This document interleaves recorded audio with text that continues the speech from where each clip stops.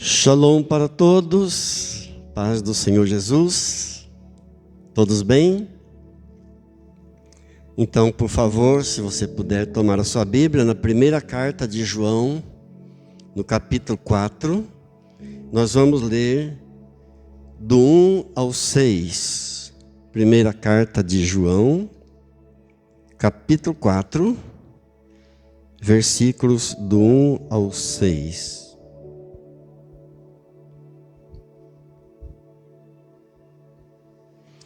Amém? Acharam? Let's.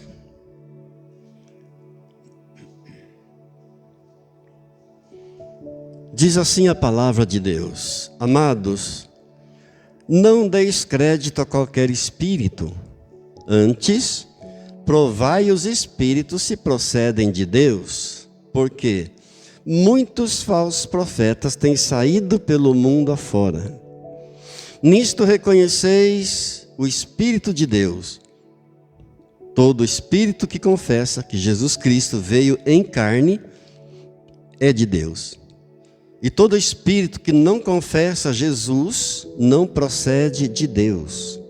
Pelo contrário, este é o espírito do anticristo, a respeito do qual tendes ouvido que vem, e presentemente já está no mundo. Filhinhos, vós sois de Deus, e tendes vencido os falsos profetas, porque maior é aquele que está em vós do que aquele que está no mundo. Eles procedem do mundo por essa razão, eles falam da parte do mundo, e o mundo os ouve. Nós somos de Deus, e aquele que conhece a Deus nos ouve. Aquele que não é da parte de Deus não nos ouve. Nisto reconhecemos o espírito da verdade e o espírito do erro. Amém. Querido Deus, querido Pai, graças por Tua palavra, por mais uma oportunidade. Dai-nos agora sabedoria, dai-nos entendimento, discernimento. Dai-nos iluminação do Teu Espírito ao nosso coração, para que possamos compreender a Tua palavra e colocá-la em prática no nosso dia a dia, em nome do Senhor Jesus. Amém. Queridos, quando nós tratamos de coisas espirituais, nós precisamos julgar tudo. Não devemos julgar pessoas. Jesus diz em Mateus capítulo 7, verso 1: Não julgueis, para que não sejais julgados também. Mas quando nós estamos tratando de coisas espirituais, precisamos peneirar tudo, julgar tudo, analisar tudo, porque coisas espirituais são coisas muito sérias. O que está em jogo? A salvação da nossa alma. Quando se fala de coisas espirituais, o que está em jogo é a salvação da tua alma. Pense na seriedade disso. Por que eu estou falando isso? Há mais ou menos 1 mês e meio, 2 meses mais ou menos, um irmão nosso se mudou de cidade, se mudou de Cajuru para São Paulo. E chegando lá, ele foi convidado a conhecer uma igreja evangélica. E ele foi a essa igreja evangélica, com uma placa de igreja evangélica. E depois ele me disse: pastor, eu gostei do culto, eu fui muito bem recebido, teve belos hinos, santa ceia, mas ficou um pontinho de interrogação no meu coração. Algo não testificou no meu coração. Eu disse para ele: então, irmão, vamos ver qual é o credo dessa igreja. Toda igreja tem o seu credo. O credo é um tipo de DNA da igreja. É a confissão de fé da igreja, é a declaração de fé daquela igreja. São teses do que aquela igreja crê, do que é que ela ensina aos seus discípulos, aos seus membros. E essa confissão de fé, ela não é elaborada por uma pessoa apenas, mas pelo corpo doutrinário da igreja. Eu falei, irmão, vamos pesquisar o credo dessa igreja. Escrevi para essa igreja, escrevi uma carta, e-mail para eles, pedindo qual era o credo da igreja, quem era Jesus para eles, mas não me responderam. Aí eu saí pesquisando, fui para o Google, fui para o Face, fui para o Insta, para todo lugar eu fui pesquisando, até encontrar e encontrei. Estava lá, no credo dessa igreja, na confissão de fé dessa igreja. Jesus, cremos que Jesus é divino, foi apenas divino e não humano. Embora tivesse aparência de humano, ele foi apenas divino. Eu disse para o irmão, olha aqui onde está a heresia. E queridos, essa é uma heresia grande e terrível. Por quê? Porque se Jesus não foi homem, apenas Deus, ele não sofreu nada em nosso lugar. Não teve dor, não teve sacrifício, não teve humilhação, não teve desprezo, não teve vergonha, não teve nada. Porque Deus é espírito, e um espírito não sente. Olha o tamanho da heresia, quando se nega que Jesus é homem. Foi verdadeiro homem, e é verdadeiro Deus, e será sempre, eternamente, Deus. Dizer que Jesus não foi homem, isso nega totalmente o sentido da cruz. A cruz não tem nenhum significado. A cruz então foi apenas uma encenação, apenas um teatro. Afinal de contas, ele era Deus. E Deus é espírito, o espírito não sofre. Mas preste atenção no que está dizendo esse texto que nós lemos, na primeira carta de João, no capítulo 4, nos versos 2 e 3. Nisto conhecereis o Espírito de Deus. Todo espírito que confessa que Jesus Cristo veio em carne é de Deus. Ou seja, todo espírito que confessa que Jesus Cristo veio em carne, nasceu de uma mulher, nasceu da Virgem Maria, todo espírito que confessa isso é de Deus. Se não confessa isso, não é de Deus. Se não é de Deus, é de quem? É do diabo. Então dizer que Jesus foi apenas divino e não humano é negar todo o peso da cruz, é negar todo o preço que ele pagou na cruz do Calvário, em nosso lugar, para nos salvar, para pagar o preço do nosso pecado. Doceticismo é o nome dessa crença, que existe desde o 2º século. A crença que nega a natureza humana de Jesus. Doceticismo nega que Jesus veio ao mundo, que Jesus teve um corpo natural.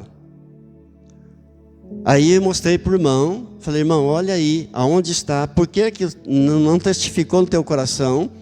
Olha aí onde está a heresia.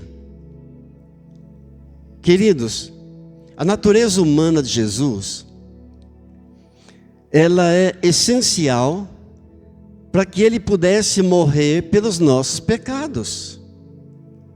Não tem como um Jesus apenas divino, sem ter sido homem, sem ter nascido de uma mulher como nós nascemos. A Bíblia aponta para nós que Jesus, embora sendo divino, nasceu também de mulher, da Virgem Maria.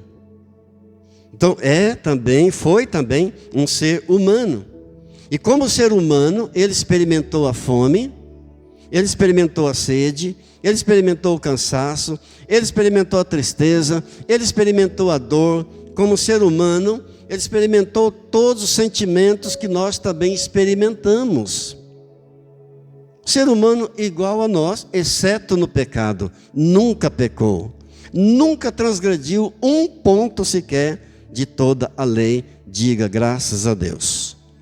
A Bíblia diz em 1 Timóteo, capítulo 2, verso 5. Há um só Deus e um só mediador entre Deus e os homens, Cristo Jesus, homem. Há um só Deus e um só mediador entre Deus e os homens, Cristo Jesus, homem. A Bíblia diz em Lucas capítulo 24, no verso 39, que o Senhor Jesus, ressuscitado, se apresentou aos discípulos e disse para eles: olhem para mim, vejam minhas mãos, vejam os meus pés, que sou eu mesmo. Apalpai-me, porque eles estavam descrentes. Jesus havia morrido, sepultado, ressuscitado ao terceiro dia, apareceu para eles, mas eles estavam incrédulos. E Jesus então diz: olha, vejam minhas mãos, vejam os meus pés, que sou eu mesmo. Apalpem-me, verifiquem que sou eu mesmo.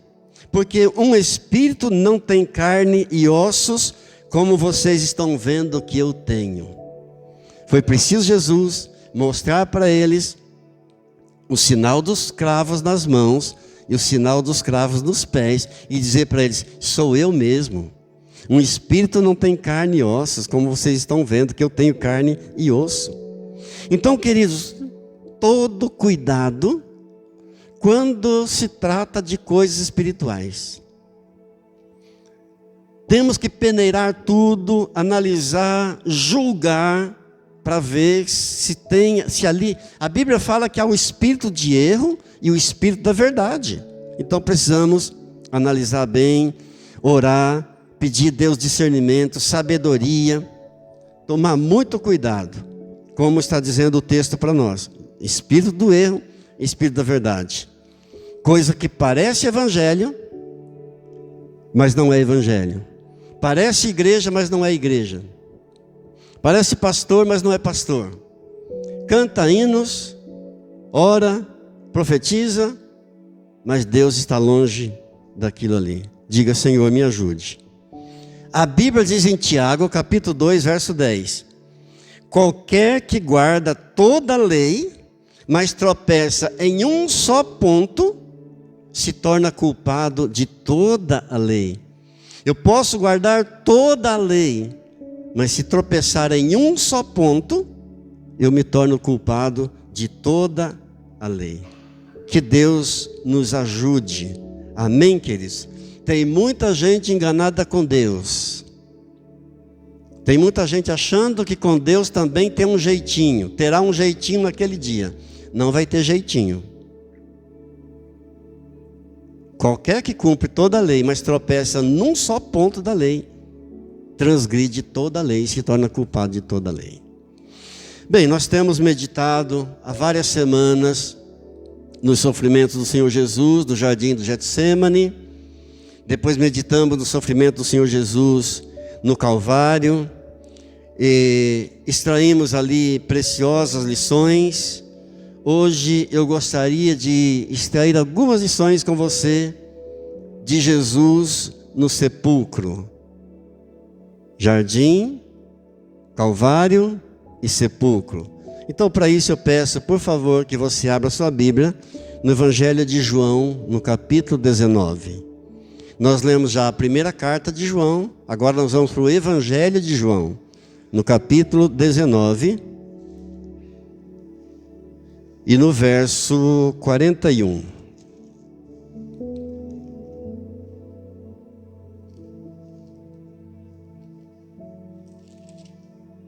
João 19, 41, diz assim a palavra de Deus. Ali, pois, por causa da preparação dos judeus, e por estar perto o túmulo, depositaram o corpo de Jesus. Ele teve um corpo ou não teve? Vamos ler mais uma vez? Ali, pois, por causa da preparação dos judeus e por estar perto o túmulo, depositaram o corpo de Jesus. A Bíblia vai dizer de capa a capa sobre o corpo de Jesus, sobre o lado humano, sobre a natureza humana de Jesus, sobre o corpo humano do Senhor Jesus. Em Lucas, no capítulo 2, a Bíblia diz que ele crescia em estatura, em graça, em conhecimento diante de Deus, diante do povo. Quem é que cresce em estatura? Somente um corpo humano é que cresce em estatura. Quando ele se encontrou com a mulher samaritana lá no poço de Jacó, a Bíblia diz que ele estava cansado da viagem. Quem é que sente cansaço? Um corpo humano.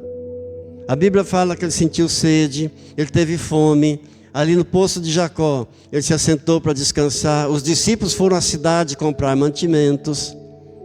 Então, negar a natureza humana de Jesus, negar que ele nasceu aqui na terra, aqui no mundo, como homem igual a nós, exceto no pecado, negar que ele teve os mesmos sentimentos que nós, é negar a divindade do Senhor Jesus, é negar toda a lei, é negar toda a palavra de Deus. Por isso precisamos prestar bastante atenção. Ok, queridos? Que Deus nos ajude. Então, já meditamos do sofrimento do Senhor Jesus lá no jardim do Getsemane. E o sofrimento do Senhor Jesus no jardim do Getsemane simboliza o nosso sofrimento no secreto, no oculto. É quando você está sofrendo alguma situação, algum problema, alguma luta, mas ninguém está vendo. Ou poucas pessoas estão vendo. Ou muitas vezes apenas você e Deus estão sabendo da luta que você está atravessando, do sofrimento que você está suportando. Esse é o sofrimento de Jesus no jardim do Getsemane. Nós aprendemos também que quando faltar ajuda para nós, aqui na terra, Deus envia ajuda do céu. Glória a Deus. Porque lá no Getsemane, Deus envia um anjo para trazer alívio, conforto ao Senhor Jesus. Depois de meditarmos no sofrimento do Senhor Jesus no jardim do Getsemane, nós meditamos então no sofrimento do Senhor Jesus no Calvário.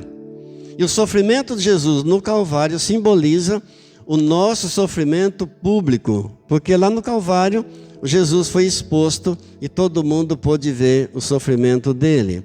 Então simboliza o nosso sofrimento público. É quando todo mundo está vendo o teu sofrimento. Tua família está vendo que você está sofrendo, teus vizinhos estão vendo a tua luta, o teu problema, seus amigos estão vendo. É o sofrimento público. Então, nós encerramos meditando sobre isso, quando Jesus disse ao ladrão na cruz arrependido: hoje estarás comigo no paraíso. Algumas versões dizem: hoje mesmo estarás comigo no paraíso. Outras versões dizem: ainda hoje estarás comigo no paraíso. Isso se deu por volta do meio-dia daquela fatídica sexta-feira, que nós chamamos Sexta-feira da Paixão, ou Sexta-feira Santa. Isso foi por volta do meio-dia. Nesse momento o sol desapareceu, o sol se escondeu e houve trevas por toda a terra, do meio-dia até as 3 da tarde. Houve trevas por toda a face da terra.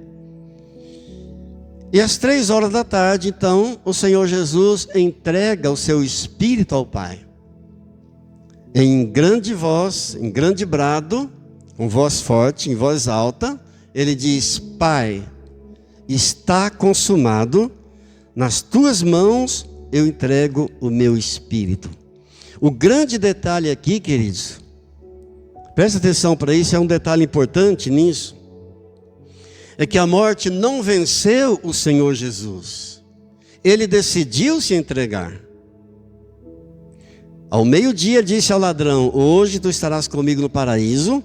Houve trevas por toda a face da terra, do meio-dia às 3 da tarde. Às 3 da tarde ele dá um grande brado ao Pai, dizendo: Pai, está consumado, nas tuas mãos eu entrego o meu Espírito.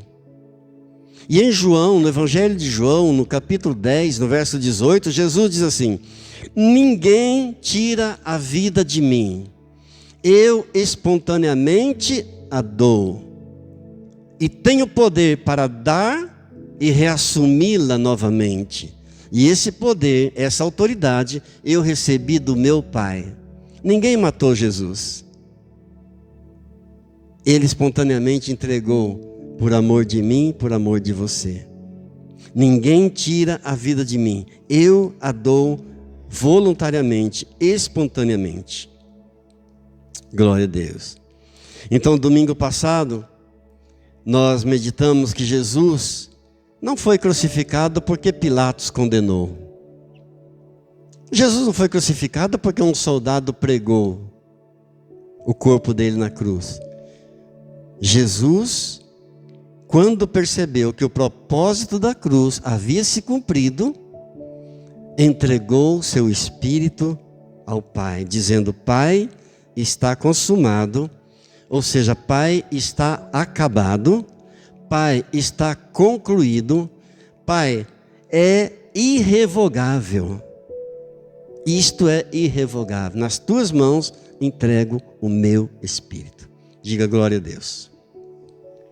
E quando Jesus disse essa frase, está consumado, o véu do templo se abriu de alto a baixo. Lembra, Jesus foi crucificado fora da cidade, lá no Monte Calvário. O templo ficava dentro da cidade. Havia um véu, uma cortina que separava o Santo dos Santos do Santíssimo Lugar. E somente o sumo sacerdote tinha acesso a esse Santíssimo Lugar, uma vez por ano, para fazer expiação pelo pecado do povo. Mas nesse momento, lá no Monte Calvário, no alto do Monte Calvário, quando o Senhor Jesus diz: Pai, está consumado, o véu se abriu lá no templo em Jerusalém. Glória a Deus. E a Bíblia diz para nós em Hebreus capítulo 10, que agora nós temos livre acesso ao Pai. Esse rasgar do véu, do alto a baixo, simbolizando que o poder vem do alto, e essa abertura do véu significa: o caminho foi aberto. Agora nós podemos entrar com ousadia, com intrepidez, na presença do Pai. Louvado seja Deus. Louvado seja Deus. Queridos, quando Jesus morreu ali na cruz, os dois ladrões que haviam sido crucificados com ele, ao lado dele, um à sua direita, outro à sua esquerda, eles continuaram vivos na cruz. Então decidiram quebrar as pernas dos crucificados. Isso era comum, fazerem isso, quebrar as pernas do crucificado, para apressar a morte deles. Porque era sexta-feira, era final de tarde de sexta-feira, e logo viria o sábado. E o sábado era dia santo, e eles não podiam fazer nada.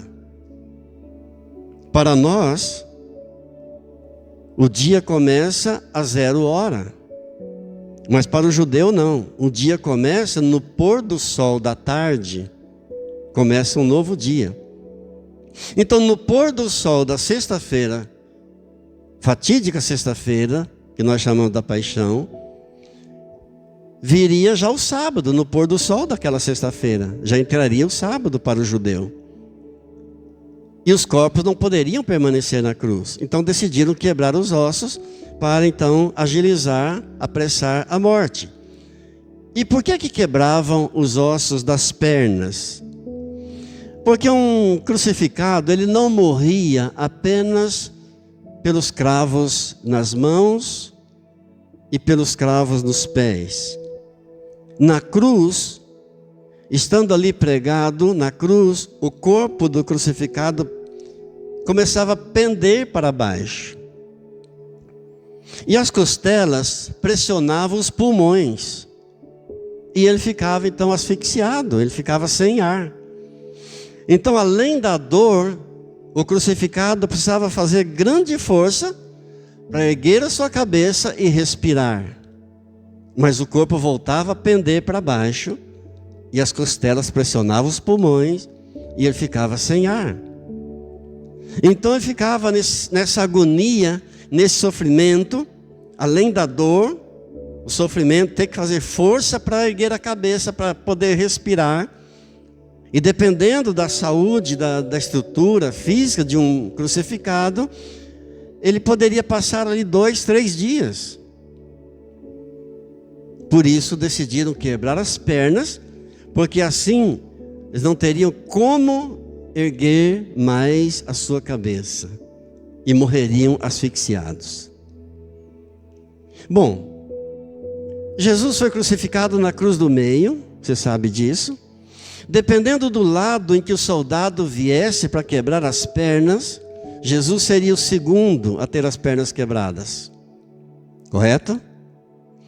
Só que o soldado veio, e se ele viesse da direita para a esquerda, Jesus seria o segundo.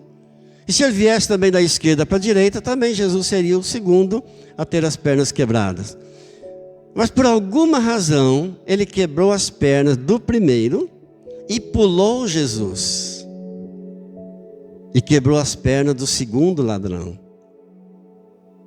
E quando se coloca diante de Jesus, ele pega uma lança e vai furar o peito de Jesus. Ele vai traspassar o peito de Jesus com aquela lança, e saiu água e sangue do peito de Jesus. Isso está escrito em João 19, do 31 ao 36. Agora, por que aconteceu isso? Por que ele quebrou a perna de um ladrão, pulou Jesus e foi quebrar a perna do outro ladrão?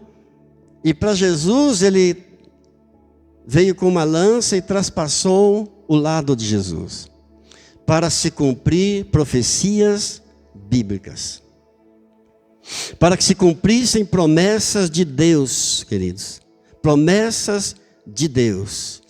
O Salmo 34, no verso 20, estava já escrito, há 1000 anos antes que Jesus viesse ao mundo, Davi já tinha profetizado, no Salmo 34, verso 20, nenhum dos seus ossos será quebrado.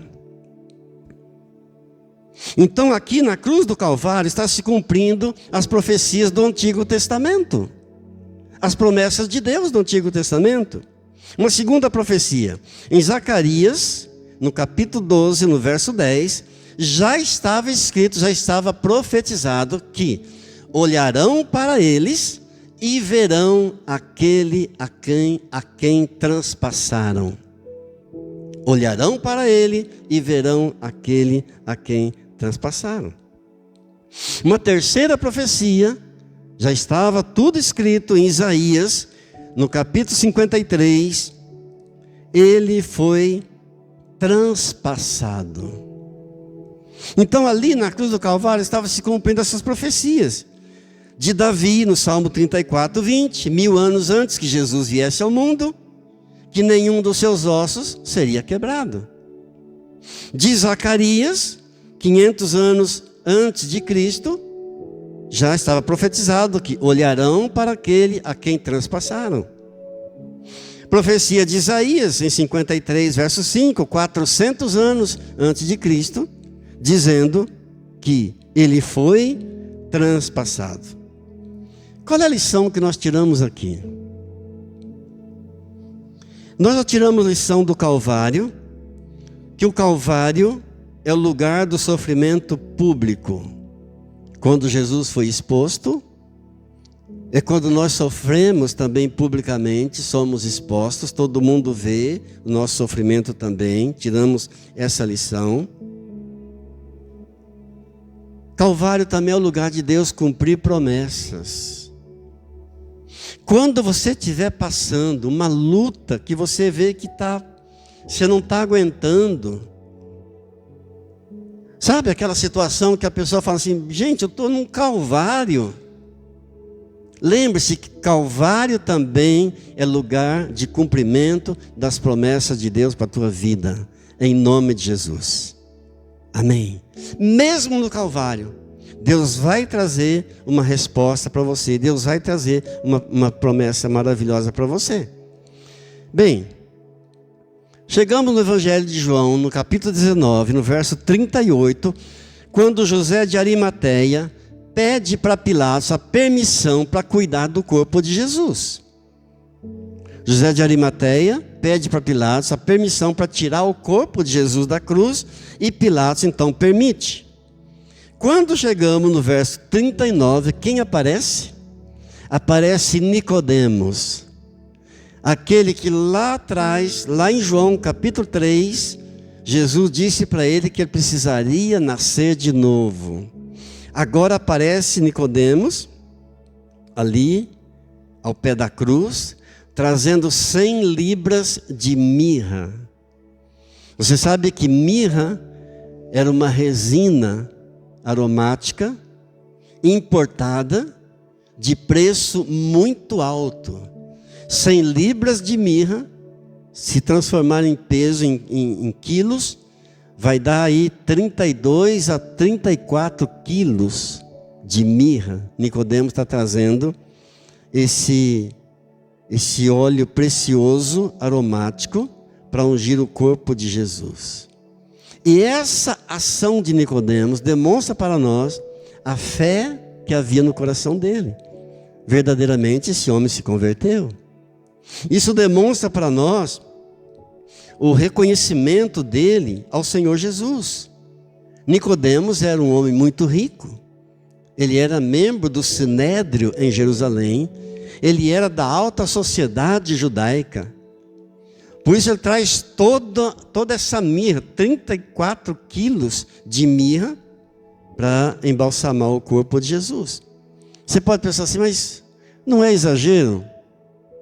Há uma lição para nós aqui. Qual é a lição? Cada um oferta de acordo com a sua possibilidade. Amém? Cada um dá a sua oferta a Deus de acordo com a sua possibilidade. Lembra da viúva que estava no culto? E Jesus estava no culto ao lado do gasofilácio observando os ofertantes. E a viúva veio ao gasofilácio e depositou 2 moedinhas. E Jesus elogiou, porque ela estava dando aquilo que ela tinha. Nicodemos era um homem rico, da alta sociedade judaica. Ele poderia tranquilamente dar a oferta que ele trouxe. Amém, queridos? E por que é que eles ungiam o corpo do morto naquele tempo?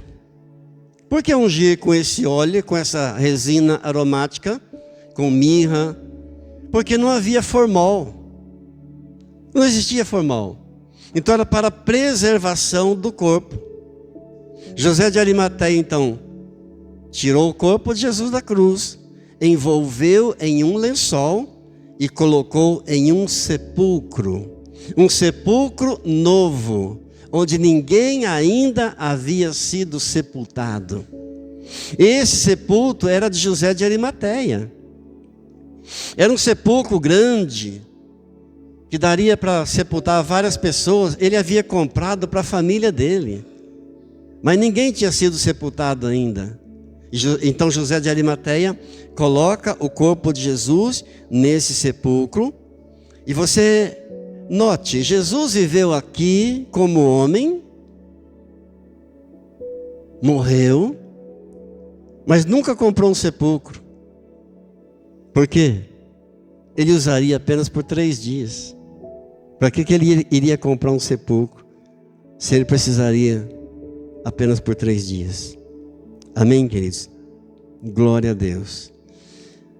Em Lucas, no capítulo 24, a Bíblia nos informa que no domingo bem cedo, passou a sexta-feira, passou o sábado, Shabat, o sábado santo, chegou o domingo, e no domingo bem cedo, Maria Madalena, Joana e Maria, mãe de Tiago, foram lá no túmulo para ungir o corpo de Jesus. Mas quando chegaram no túmulo, elas viram que o túmulo estava vazio. E logo aquela notícia se espalhou de que o túmulo estava vazio, que o corpo dele não estava mais ali.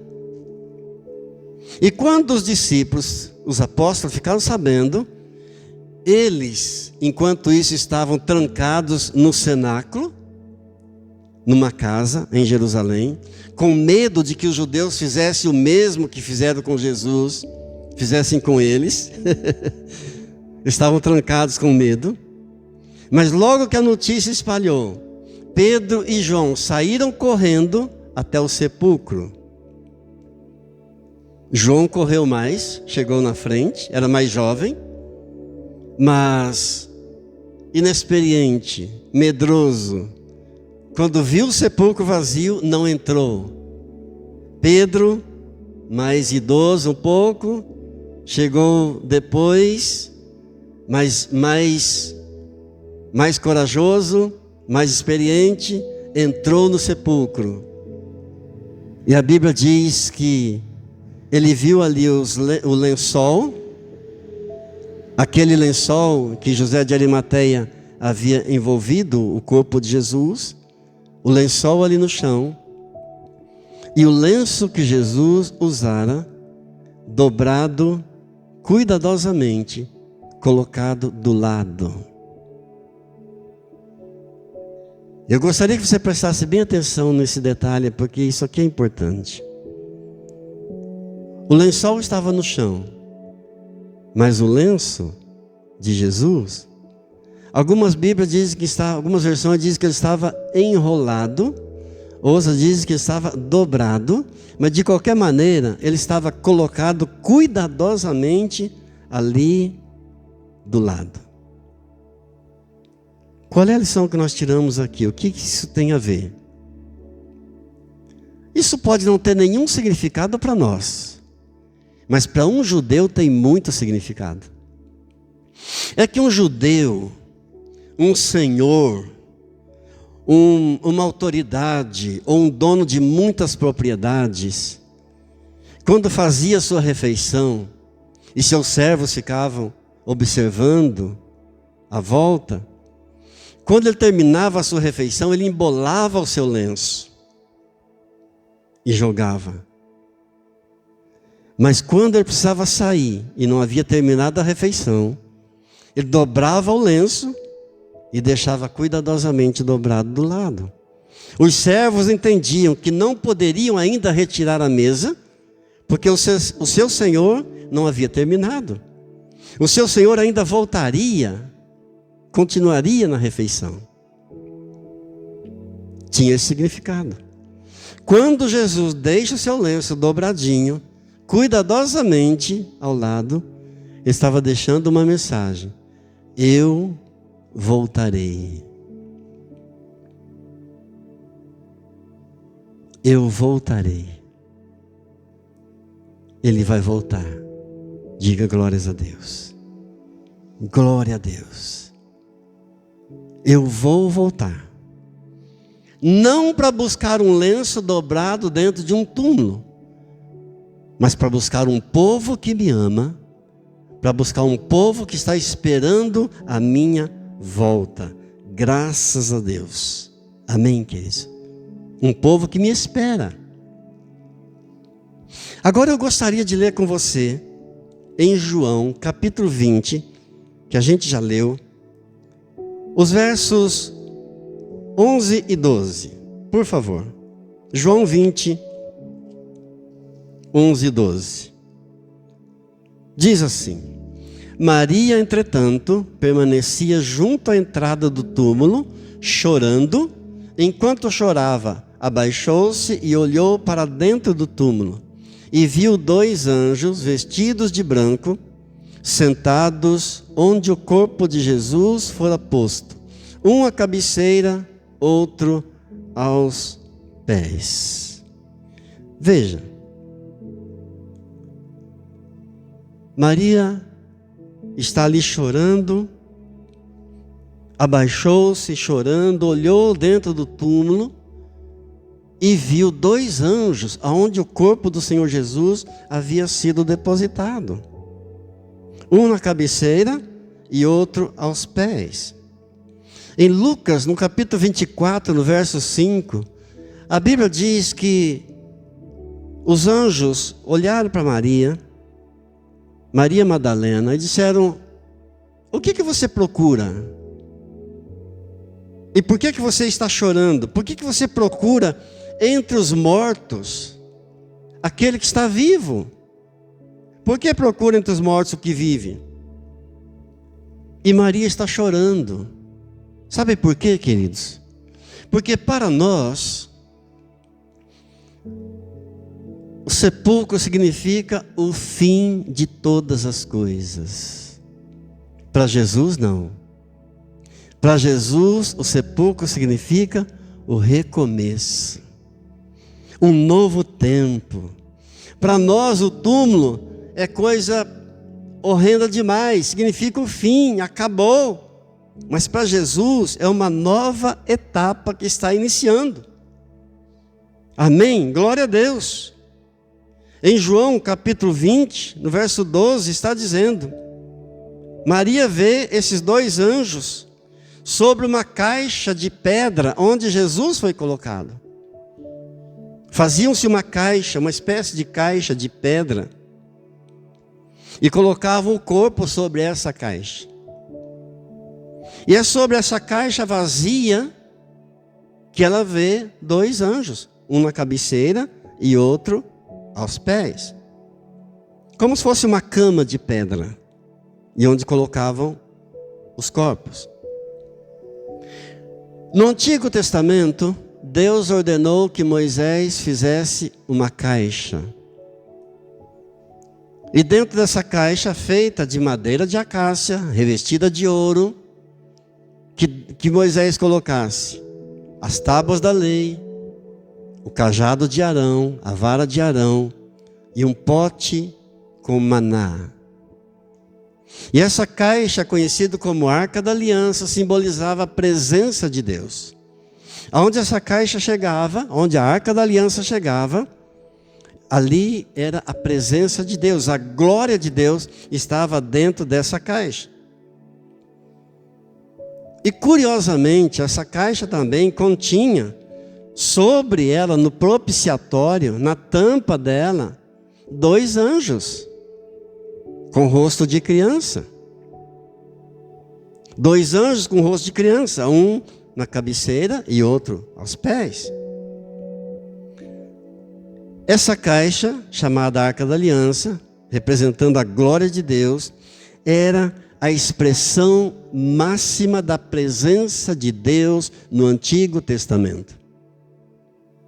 Representava essa visão que Maria está tendo agora no túmulo de Jesus.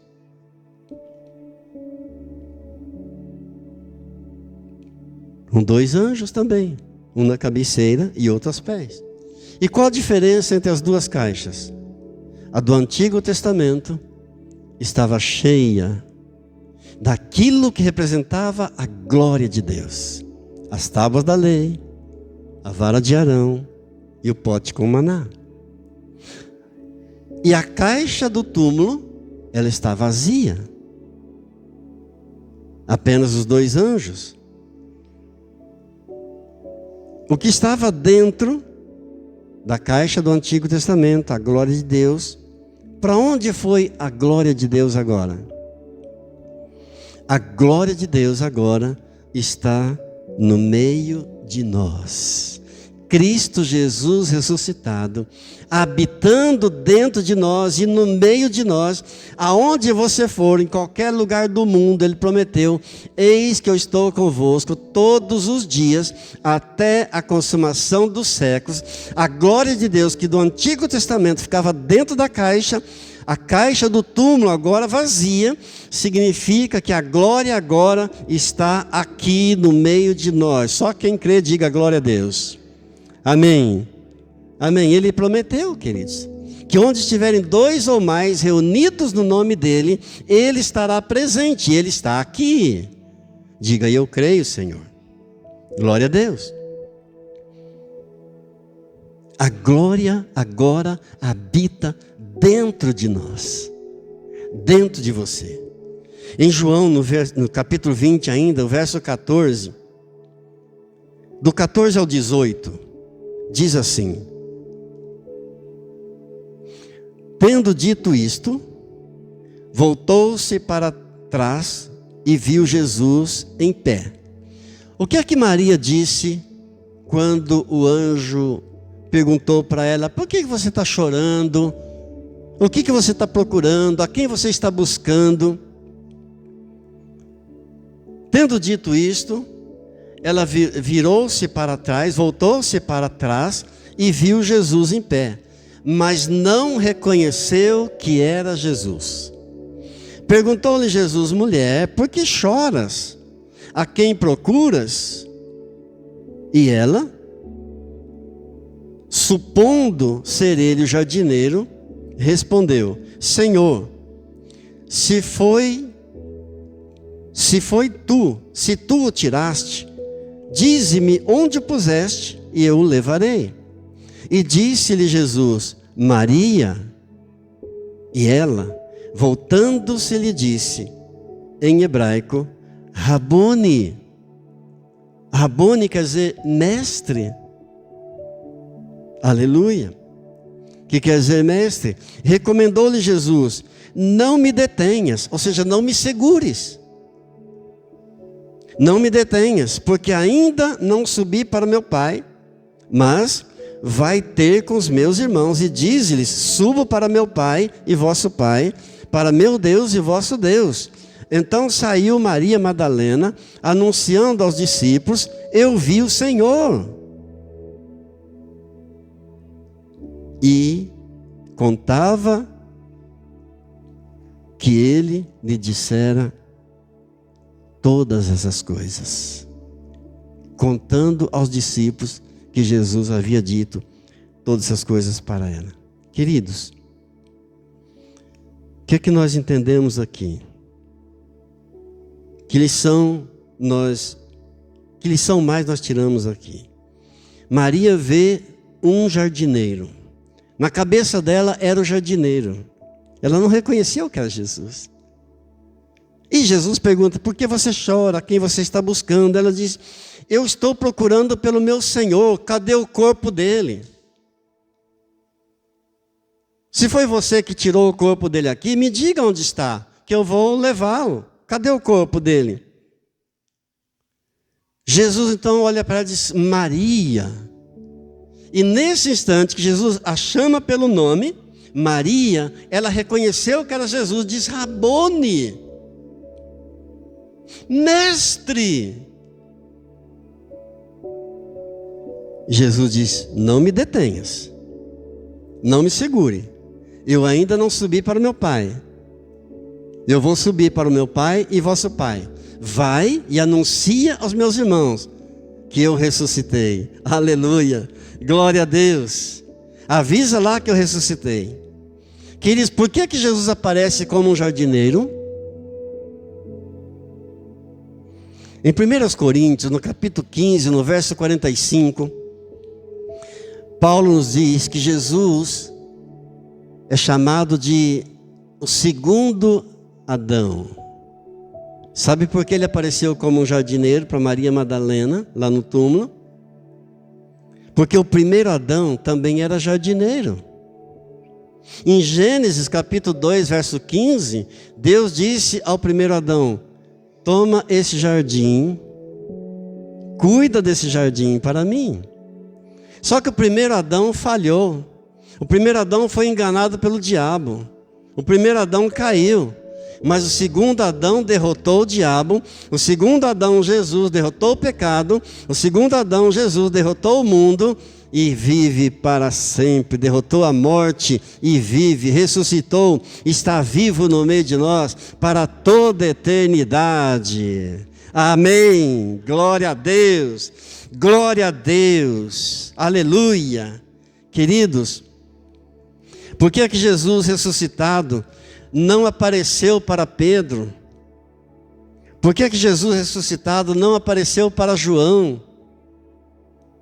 Porque quem deu a notícia mais desastrosa do mundo foi uma mulher.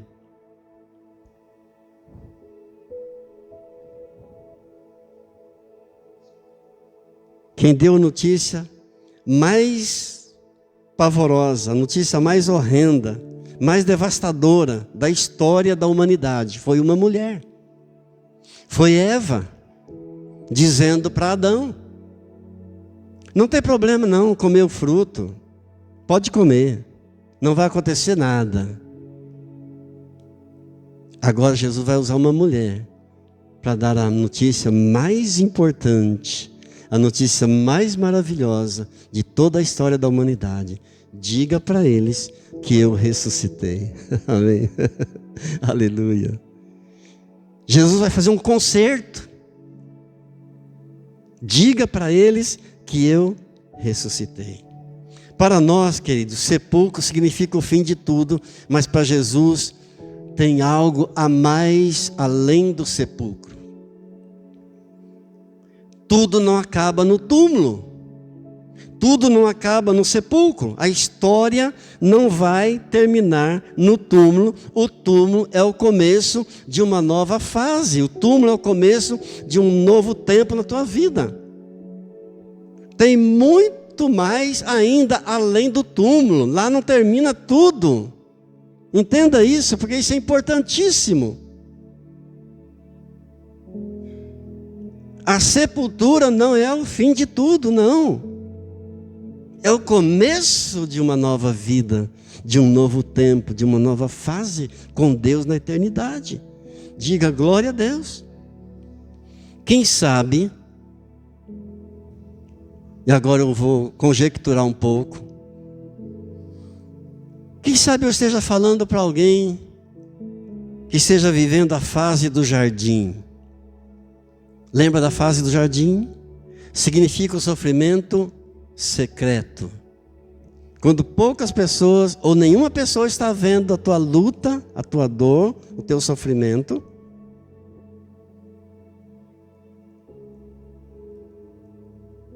e você está clamando: Senhor, está difícil. E você está clamando: Senhor, não estou suportando mais. Senhor, se for possível, afasta de mim essa prova. Deixa eu ser profeta na tua vida. Deus está vendo a tua luta, a tua dor, e Deus tem a solução e a resposta para a tua vida em nome de Jesus. Diga graças a Deus. Quem sabe ainda eu esteja aqui me dirigindo para alguém que esteja na fase do Calvário. Lembra a fase do Calvário? O sofrimento de Jesus no Calvário simboliza o sofrimento público. Quando tua família está vendo, teus amigos estão vendo, teus vizinhos estão vendo a tua dor, a tua luta, o teu sofrimento, a tua luta com teu cônjuge, a tua luta com filhos, a tua luta com a área da tua saúde, a tua luta com a situação financeira. Deixa eu ser profeta na tua vida. Deus está vendo e não há impossível para Ele. Amém. Não há impossíveis para Deus. Ele é o Deus Todo-Poderoso. Ele é o Deus do impossível. Diga glórias a Deus. Deus tem promessa para você em nome de Jesus.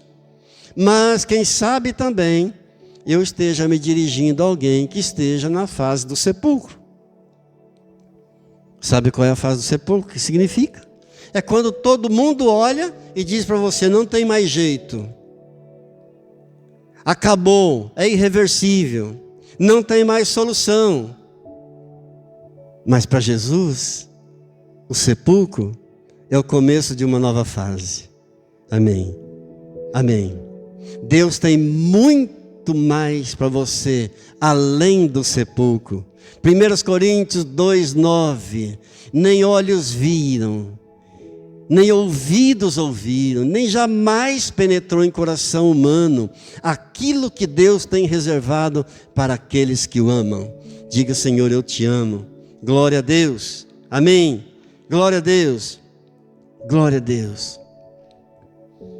Todo aquele que tem essa esperança bendita e maravilhosa de que tudo não termina no túmulo, de que Jesus tem algo mais além do túmulo, tem uma vida feliz, vive em paz, em harmonia com Deus, em nome do Senhor Jesus. Jesus ressuscitado diz, o homem diz, no túmulo acabou tudo. Jesus ressuscitado diz, aonde foi colocado um ponto final, eu coloco uma vírgula. E a história continua além do túmulo, em um novo tempo com Ele, em nome de Jesus. Amém? Deixa eu orar por você, em nome de Jesus. Curve sua fronte, por favor. Lembre disso. O túmulo não é o fim de tudo. A glória da segunda casa será maior do que a primeira. Ainda não é o fim. Deus tem muita coisa a fazer na tua vida. Eu estou profetizando, se você crê, recebe. Deus ainda tem muita coisa a fazer na tua vida, em nome de Jesus.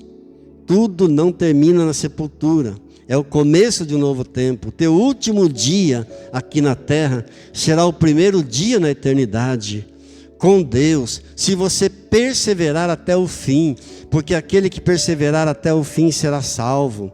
Oh, aleluia, aleluia. Deixa eu ser profeta mais uma vez na tua vida. Eu declaro em nome de Jesus que sonhos serão ressuscitados na tua vida em nome de Jesus. Projetos serão ressuscitados na tua vida. Casamentos serão ressuscitados. União familiar será ressuscitado na tua vida, na tua família. Em nome de Jesus. Não desista. Não se entregue. Deus ainda tem muita coisa reservada para você. Espera um pouco mais. Ore um pouco mais. Jejua um pouco mais. Clame um pouco mais, consagra um pouco mais, busca um pouco mais. E Deus vai derramar a bênção e a glória dele sobre a tua vida, em nome de Jesus. Em nome de Jesus. Pai Santo, Pai querido, muito obrigado por essa meditação tão simples e tão breve, tão resumida que fizemos da palavra do Senhor. E eu oro, Pai, para que cada um dos meus irmãos que estão recebendo essa oração, essa palavra, permaneçam firmes na fé, não desanimem da caminhada. Muito obrigado, Pai. A Ti damos toda a honra, toda a glória, todo o poder, todo o louvor, em nome de Jesus. Fiquemos de pé, erga suas mãos para Ele, já estamos finalizando. Comece a glorificar o nome dEle, exalte o Senhor Jesus, Ele está aí do seu lado. Ele está do seu lado, você pode vê-lo, você pode tocá-lo se quiser. Jesus, muito obrigado por tua doce presença. O Senhor é fiel, o Senhor cumpre com todas as promessas. E o Senhor prometeu que quando 2 ou mais estivessem reunidos no nome do Senhor, o Senhor estaria presente. O Senhor disse, eis que estou convosco todos os dias, até a consumação dos séculos. E nós tomamos posse das promessas do Senhor, em nome de Jesus. Em nome de Jesus. Amém. Que a graça do Senhor Jesus, o amor do Pai e a comunhão do Espírito Santo seja sobre a tua vida, sobre a tua casa, sobre a tua família, hoje e sempre. Amém.